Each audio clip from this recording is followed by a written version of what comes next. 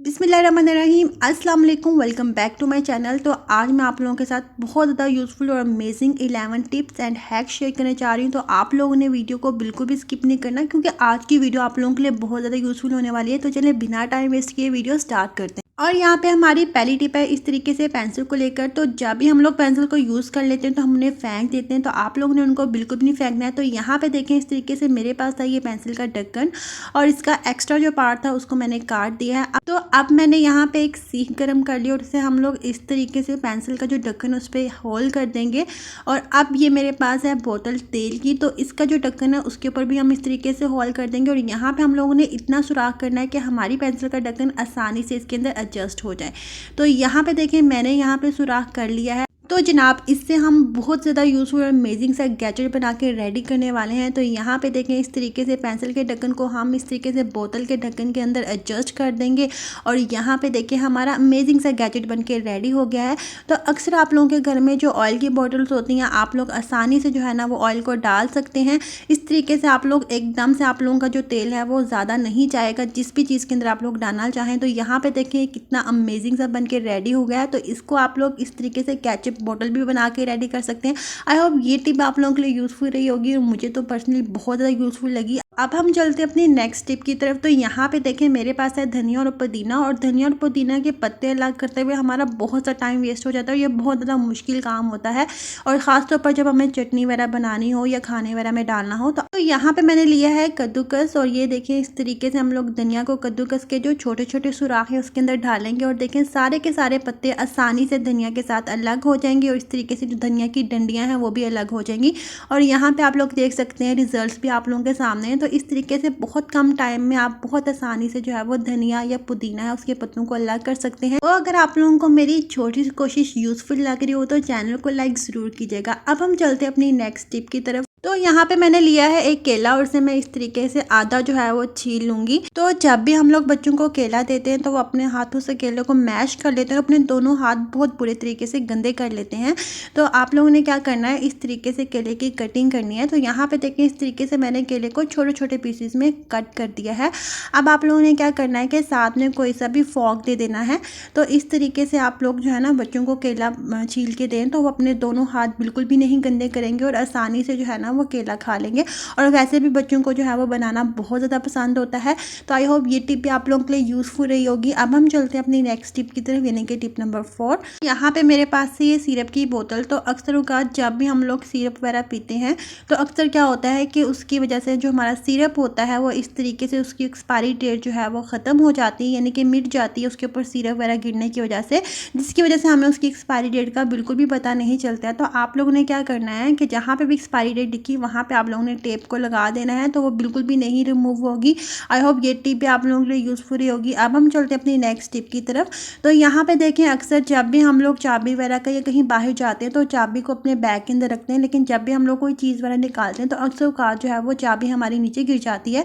तो आप लोगों ने क्या करना है, इस तरीके से सेफ्टी पिन की मदद से जो है ना चाबी को इस तरीके से अपने बैग के अंदर या वॉलेट के अंदर अच्छे से हैंग कर देना है।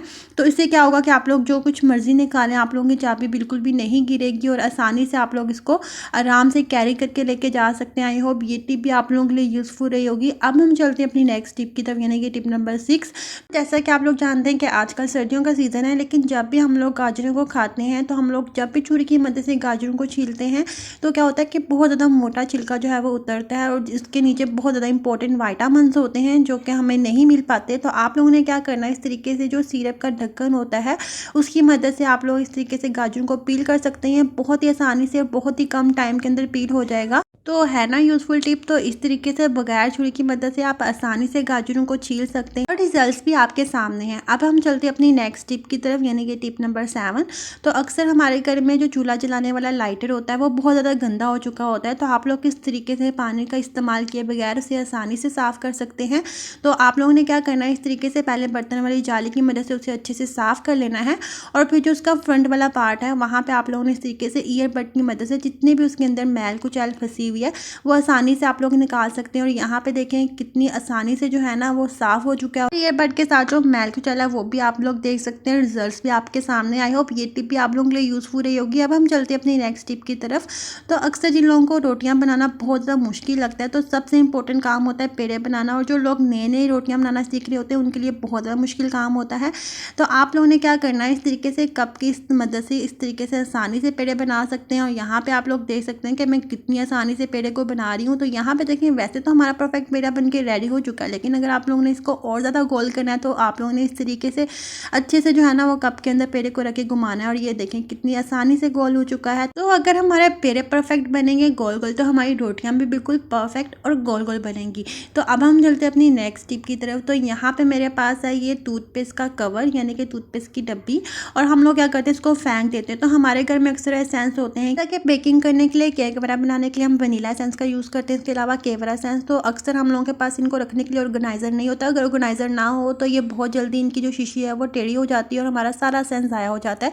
तो यहाँ पे देखें इस तरीके से मैंने बेहतरीन सा ऑर्गेनाइज़र बना के रेडी कर लिया। और यहाँ पे देखें मैं इसको आगे पीछे भी कर रही हूँ लेकिन ये बिल्कुल भी नहीं गिर रहा है, बिल्कुल फिट हो चुके हैं।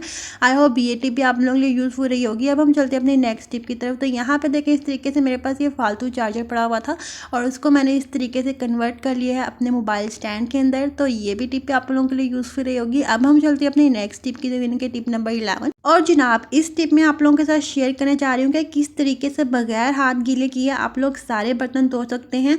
और जैसा कि आप लोग जानते हैं कि सर्दियों का सीज़न है और ठंडे पानी से बर्तन धोना बहुत ज़्यादा मुश्किल काम है। और गर्म पानी भी आ रहा हो लेकिन फिर भी ये काम हमें बहुत ज़्यादा इरिटेटिंग लगता है। और यहाँ पे मैंने ली हैं 2 पुरानी जुराबें और ये बिल्कुल साफ़ सुथरी हैं। और अक्सर हम लोग इस तरीके से पुरानी जुराबों को फेंक देते हैं, तो आप लोगों ने इस तरीके से उन्हें यूज़ कर लेना है।